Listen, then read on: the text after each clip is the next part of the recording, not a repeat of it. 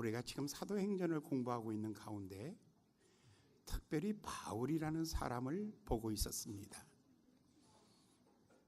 기독교 2000년 역사 가운데 가장 탁월한 선교사요, 가장 탁월한 목회자요, 가장 탁월한 성경 저술가입니다.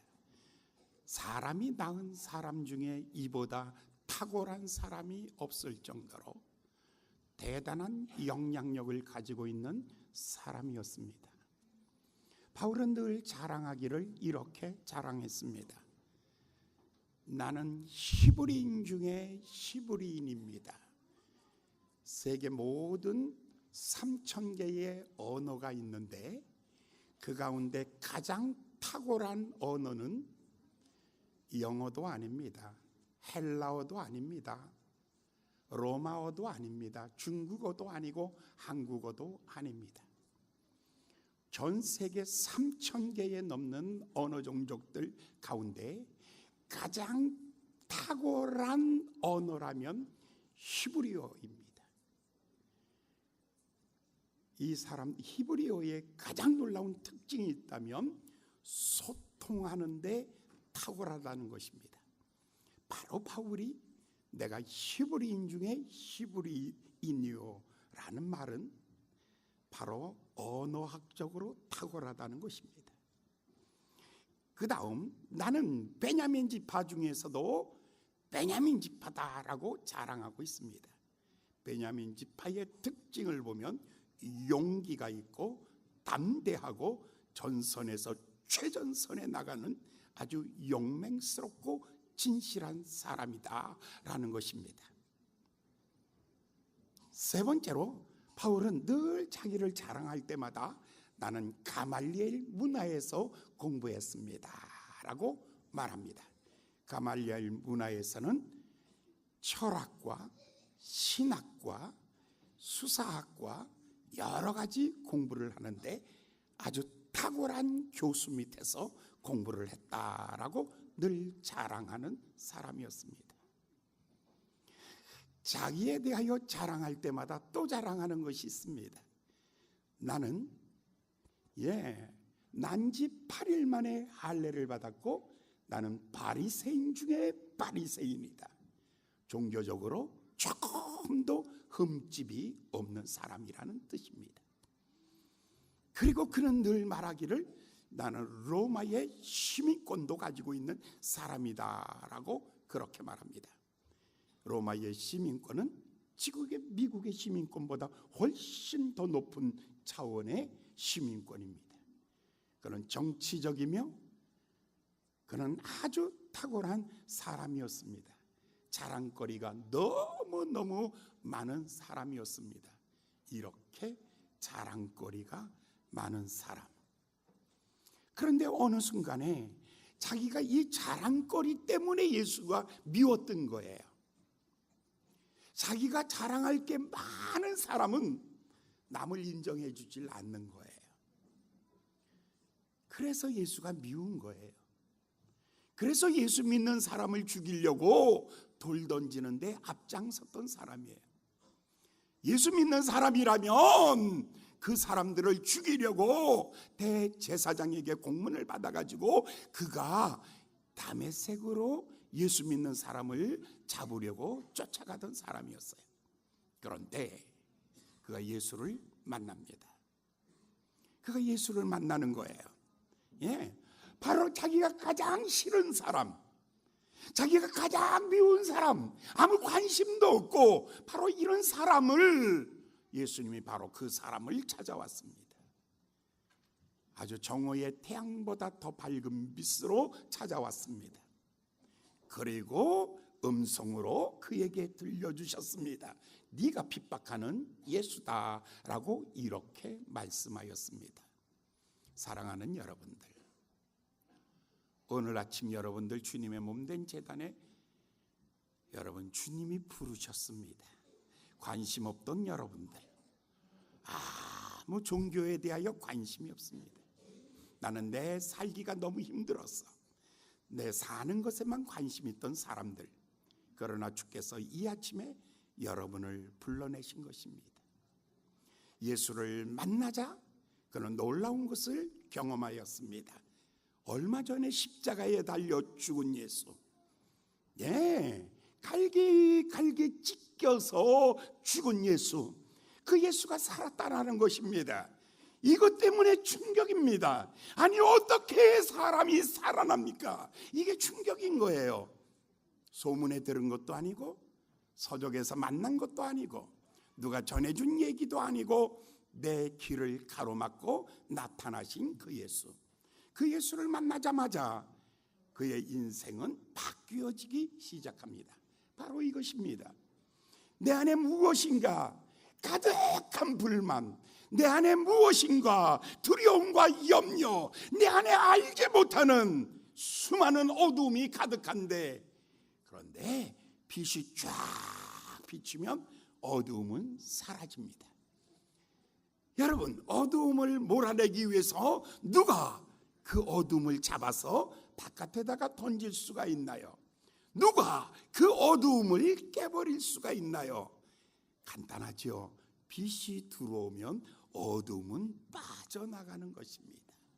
빛 대신 예수님이 자기 안에 들어오는 순간에, 바로 빛 대신 예수님이 자기 안에 들어오는 순간에 윗물이 아랫물을 밀어내듯이, 빛이 어둠을 밀어내듯이 하나님의 사죄의 은총이 그 안에 있던 모든 혼돈과 공허와 어둠을 다 밀어내는 것입니다.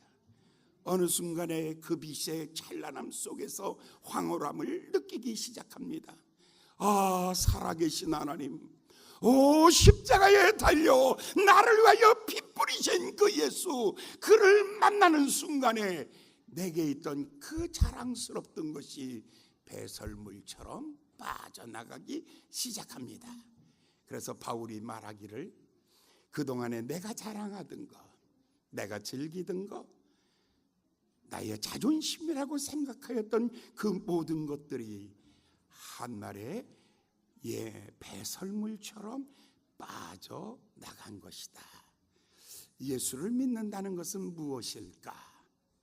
여러분, 예수를 믿으면 어떻게 되는가라는 것입니다. 건강 자랑하고 싶지요. 돈 좀 있으면 자랑하고 싶지요. 좀 지식이 있으면 자랑하고 싶지요. 뭔가 남에게 보여주고 싶은 그 자랑거리들, 그거보다 더 뛰어나신 위로부터 주시는 하나님의 은혜로 말미암아 이것들이 빠져나가기 시작하는 것입니다. 이것들이 다 빠져나갈 때에 여러분, 놀라운 평화가 마음속에 임재하였던 것입니다. 그렇습니다. 바울이 뭐를 생각하냐면, 내 안에 정말 가치 있는 것들이 어떤 것인가 라는 것을 생각하기 시작합니다. 내가 소중하게 여겼고, 내가 자랑하고, 내가 의지하고 자부심을 가졌던 그 모든 것들이 다 빠져나가고 난 다음 남은 것은 십자가의 은혜입니다. 십자가의 은혜는 이것입니다. 바울은 그래서 이렇게 말합니다. 이 복음은 모든 믿는 자에게 주시는 하나님의 능력이 됨이니라. 십자가는 하나님의 능력인데, 어떤 능력이냐면 죄를 사하여 주는 능력입니다. 죽음을 생명으로 바꾸어 놓는 능력입니다. 영원한 저주와 형벌을 축복으로 바꾸어 놓는 능력입니다. 아무리 사람이 능력이 있어도 영원한 생명은 줄 수 없고, 아무리 사람이 가지고 있는 능력이 힘이 있다 할지라도 영원한 생명과 사죄와 하나님의 축복을 누리게 하지 못합니다. 십자가의 능력은 저주를 축복으로 바꾸어 놓으며, 인생의 실패를 성공으로 바꾸어 놓으며, 죽음을 생명으로 바꾸어 놓는 것, 그것이 바로 십자가의 능력입니다. 어떤 철학이 여러분 우리 안에 죄악을 제거할 수 있겠습니까? 어떤 정부가 우리에게 영원한 생명을 줄 수 있겠습니까? 어떤 학문이 우리에게 영생을 줄 수 있겠습니까? 어떤 능력이 우리로 하여금 하나님의 백성 되도록 만들어 놓겠습니까? 바로 십자가의 능력이 하나님의 진노를 거두어내며 하나님의 은총이 위로부터 봄비처럼 우리의 심령 속에 내리게 하여 주시는 은혜인 줄 믿습니다. 이 십자가의 은혜로 말미암아 인생이 변화되는 것을 경험하고 있는 것입니다. 십자가는 진노의 사람을 사랑받는 하나님의 자녀로 바꾸어 놓는 것입니다. 예수님이 바로 이 십자가를 지기 위해서 목요일 밤 마지막으로 예수님의 제자들과 함께 저녁 식사를 마치고 겟세마네라는 동산으로 올라가십니다. 거기에서 땀방울이 쏟아지고 눈물이 쏟아지며 예수님이 기도하고 있습니다. 아버지여, 이 잔을 내게서 물리쳐 주시옵소서.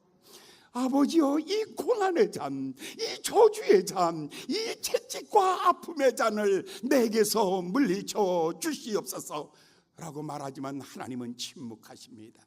왜냐하면 그것이 바로 예수님이 이 땅에 오셔서 마셔야 될 고난의 잔이었기 때문입니다. 그래서 예수님께서 이 고난의 잔을 앞에 놓고 얼마나 힘들고 어려웠던지 이 잔을 내게서 물리쳐 주시옵소서. 그런데 아버지는 침묵하십니다. 맨 마지막에 예수님이 이렇게 결론을 짓습니다. 내 원대로 마옵시고 아버지의 소원이, 하나님의 소원이 내가 이 고난의 잔을 마시며 내 이 진노의 잔을 내가 마심으로 말미암아 저들이 용서받고 저들이 구원받고 저들이 하나님의 자녀가 된다면 내가 이 너의 쓴 잔을 마시며 내가 너의 진노의 잔을 내가 다시 마시리라 라는 결단을 하고 이튿날 새벽 일찍이 예수님께서 제일 먼저 대제사장 가야바의 법정에서 신문을 받으십니다. 신문을 받을 때 옷을 다 벗겨버리고 그리고 홍포를 입히고 머리에 가시관을 세워놓고 그 얼굴에 침을 뱉으면서 채찍으로 내리치면서 네가 하나님의 아들이냐 하면서 예수님을 희롱하는 그 고난을 다 참으시며 침묵하셨습니다. 채찍질하는 자, 옷 벗기는 자, 희롱하는 사람, 이 모든 사람 앞에서 예수님이 침묵하시며 예수님은 이 고난의 잔을 마시고 계셨던 것입니다. 그 다음에 예수님은 다시 빌라도의 총독에게 예수님이 신문을 당하십니다. 그리고 난 다음에 헤롯 사내들인 공회에서 신문을 당하십니다. 불과 두세 시간 동안에 3번의 재판이 있었습니다. 하나는 종교적인 재판이요, 하나는 정치적인 재판이요, 또 하나는 민중의 재판이었습니다. 마지막에 민중들이 소리를 질러 바나바를 살리고 예수는 십자가에 못 박으소서 하는 소리에 빌라도가 손을 씻으며 예수님을 사형에 내어 주게 되었던 것입니다. 예수님께서 골고다 언덕을, 십자가를 짊어지고 골고다 언덕을 올라가십니다. 얼마나 큰 나무인데요, 그거를 짊어지고 채찍에 맞으며 그 골고다 언덕길을 올라갈 때 쓰러지고 또 쓰러지고 쓰러지고 또 쓰러지면서 마침내 그 골고다 언덕 정상에 설 때에 양손에 대못을 받고 양발에 대못을 받고 옷은 다 벗겨졌고 그리고 희롱하고 침받는 자들 앞에서 옆구리에 창을 쥐고 그 피를 쏟으시며 예수님께서 그 십자가에 달리신 것입니다. 엘리엘리 나마사박다니 엘리엘리 나마사박다니 나의 하나님 나의 하나님 어찌하여 나를 버리시나이까. 아버지여, 저들이 하는 일을 저들이 알지 못합니다. 저들의 죄를 용서하여 주시옵소서. 이렇게 절규하며 내가 목마르다 내가 목마르다 온몸에서 피를 다 쏟아 갈증을 느낄 때에 병사 중 하나가 신포도주를, 쓸개에 탄 신포도를 그의 입에 대니 예수님이 마시지 아니하시며 그 십자가에서 피 한 방울 남기지 아니하며 쏟으시며 아버지여, 저들의 죄를 용서하여 주시옵소서. 아버지여, 내 영혼을 아버지 손에 의탁하나이다. 아버지여, 내가 아버지께서 내게 주신 소명을 다 이루었나이다. 이렇게 말씀하시고 운명하셨습니다. 아침 9시에 십자가에 달리시고 오후 3시에 예수님이 운명하시는 순간 갑자기 해는 어두워지며 땅은 지진이 일어나며 예루살렘 성전의 휘장은 갈라지며 모든 사람이 예수님의 죽음 앞에 두려움과 떨림이 가득할 때 백부장이 말하기를 우리가 실로 하나님의 아들을 죽였도다. 우리가 실로 하나님의 아들을 죽였도다 하면서 통곡하였던 것입니다.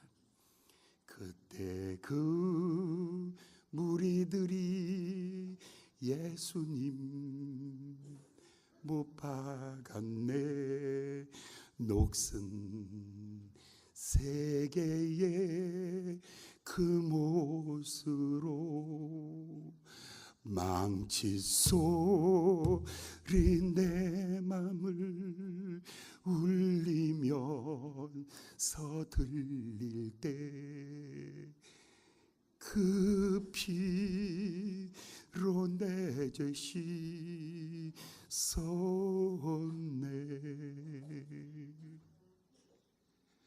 그 십자가에서 달려서 흘리신 그 피가 내 죄를 씻었습니다.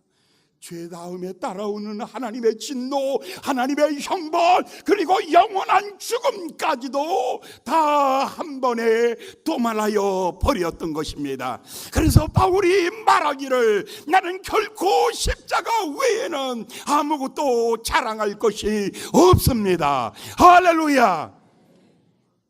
여러분, 우리 교회에 오신 여러분들, 우리 교회는 사람의 철학을 말하지 않습니다.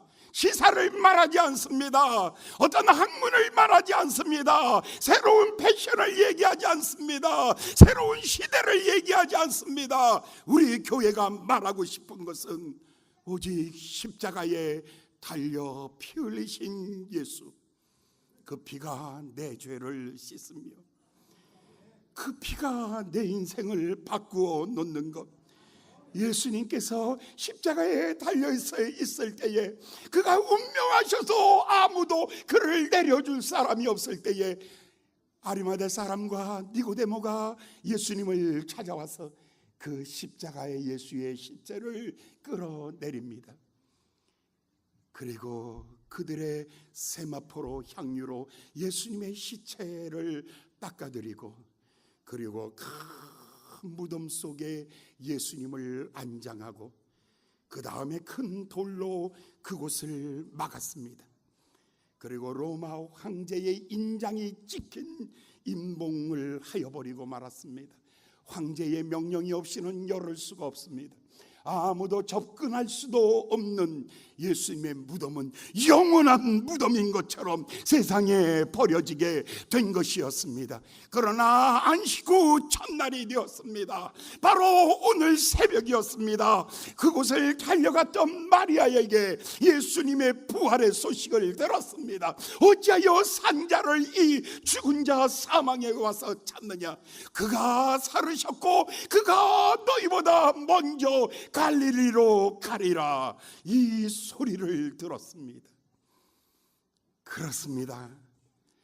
절망의 십자가를 절망은 십자가를 통과할 때에 소망이 되는 줄 믿습니다. 여러분의 인생의 절망은요, 여러분 스스로가 해결할 능력이 없습니다. 여러분의 죄악도 여러분 스스로가 해결할 능력도 없습니다. 여러분의 인생의 죽음도 스스로 아무도 해결할 수 있는 능력이 없습니다. 절망은 십자가를 통과하면 희망으로 바꾸어지며, 죽음은 십자가를 통과하면 부활로 바꾸어지며, 죄악은 십자가를 통과하면 의인으로 바꾸어지는 것, 하나님께서 그 십자가로 말미암아 우리에게 부활을 주신 것입니다. 할렐루야. 안식 후 첫날 부활하신 예수님의 소식을 마리아가 제자들에게 찾아와서 이 소식을 전하였습니다. 바로 오늘 지금의 말씀입니다. 19절의 말씀을 우리 다 같이 한번 읽어보시겠습니다. 19절에 있는 말씀입니다. 시작.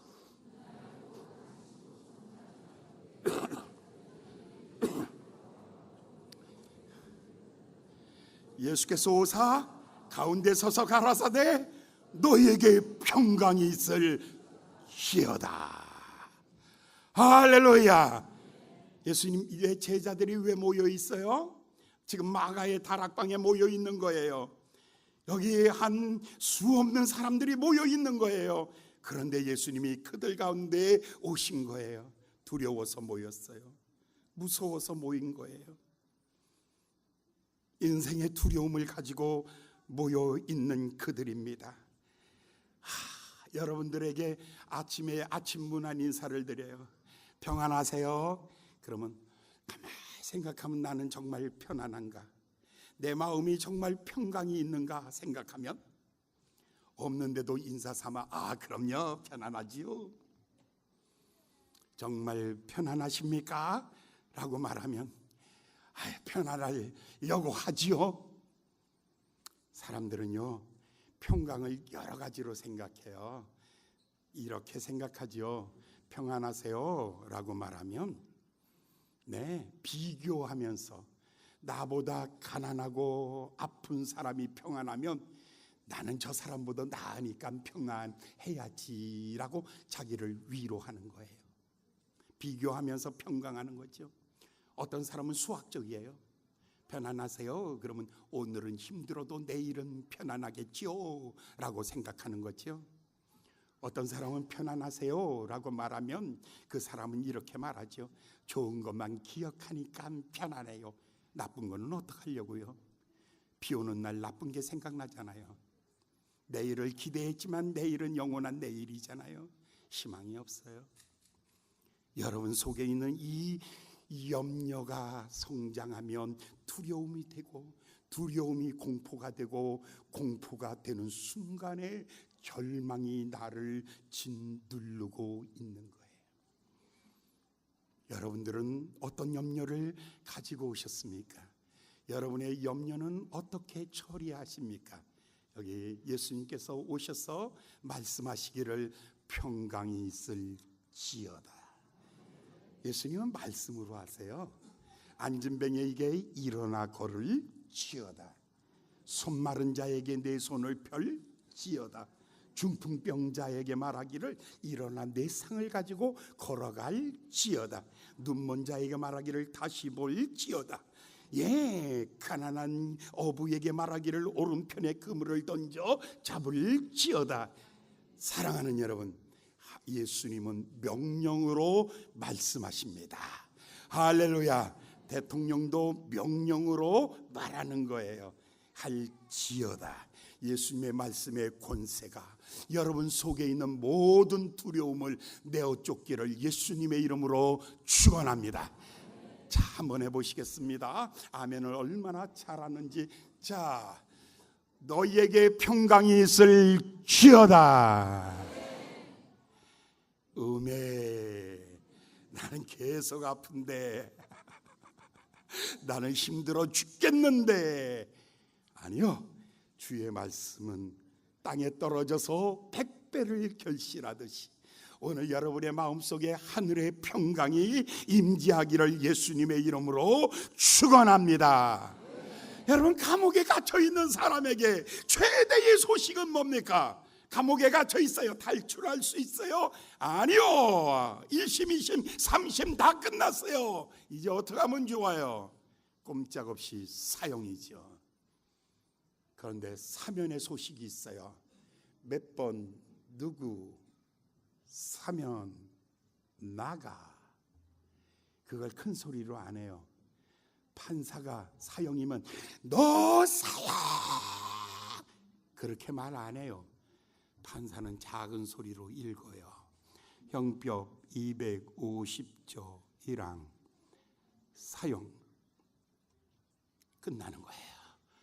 이렇게 읽지요. 누구는 오늘 사면하는 거예요. 바로 죄에서 해방이에요. 죽음에서 해방이에요. 염려에서 해방이에요.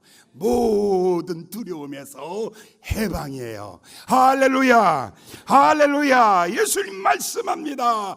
내가 너에게 평강을 주노라.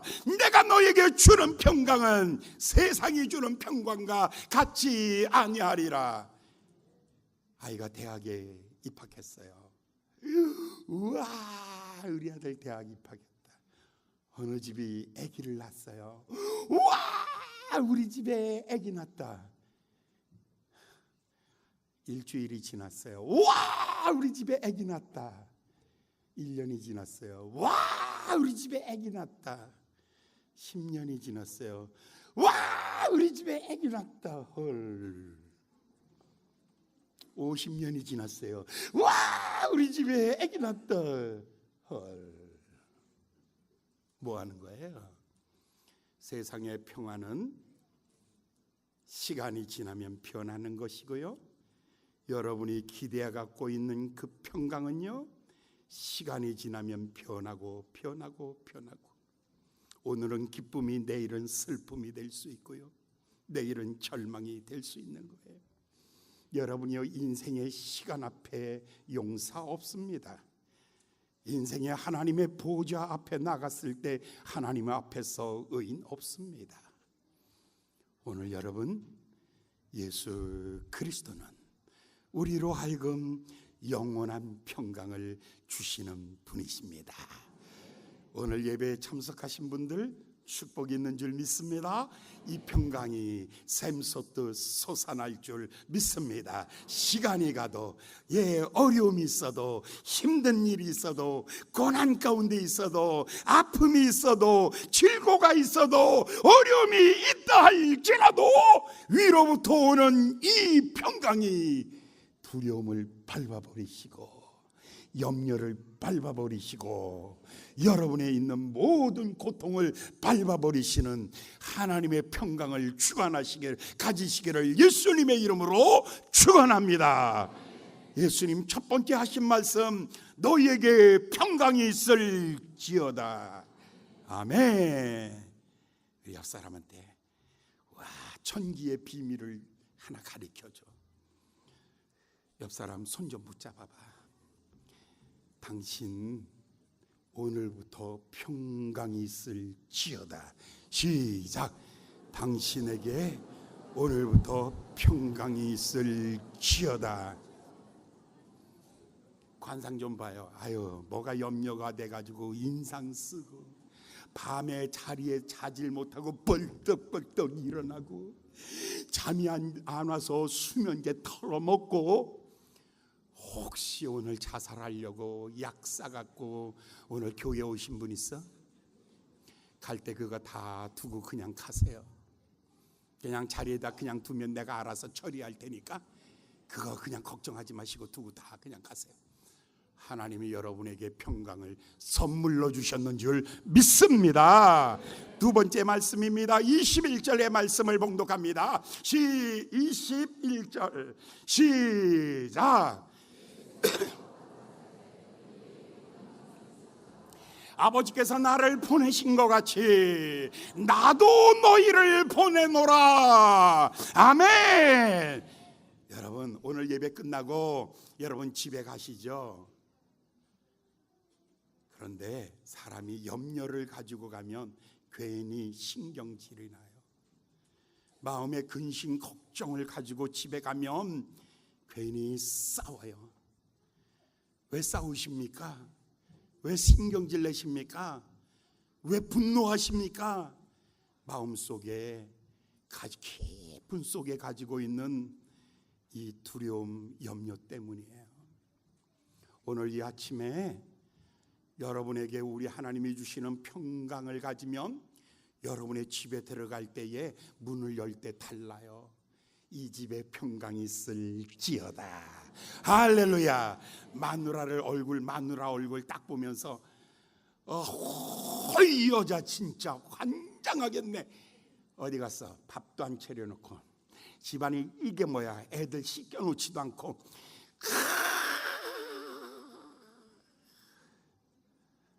이러던 사람이 하나님이 주시는 평강을 오늘 선물로 받으셨으면 집에 가서 문을 딱 열면서 우리 남편에게 평강이 있을지어다, 아내에게 평강이 있을지어다, 우리 자녀들에게 평강이 있을지어다.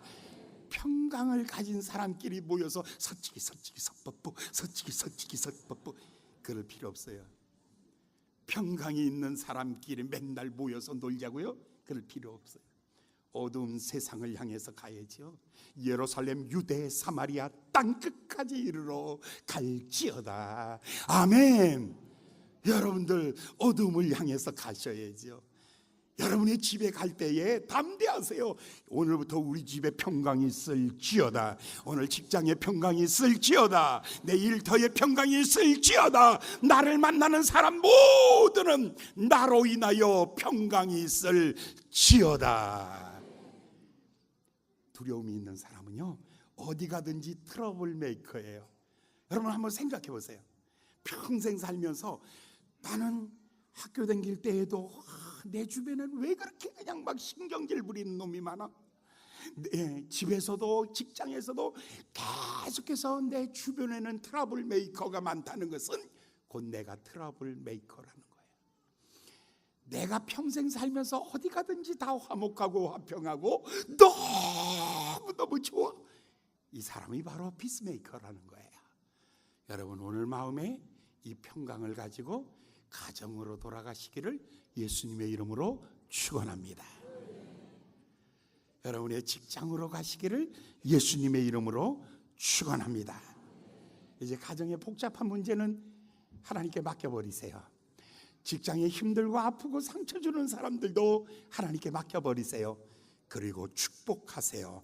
평강이 있을지어다. 여러분 하나님께서 우리는요, 이 평화의 사도로, 이 평강의 도구로 하나님이 우리를 사용하고 있는 것이에요. 프린시스는 이렇게 노래했어요. 주여 나를 평화의 도구로 써주소서.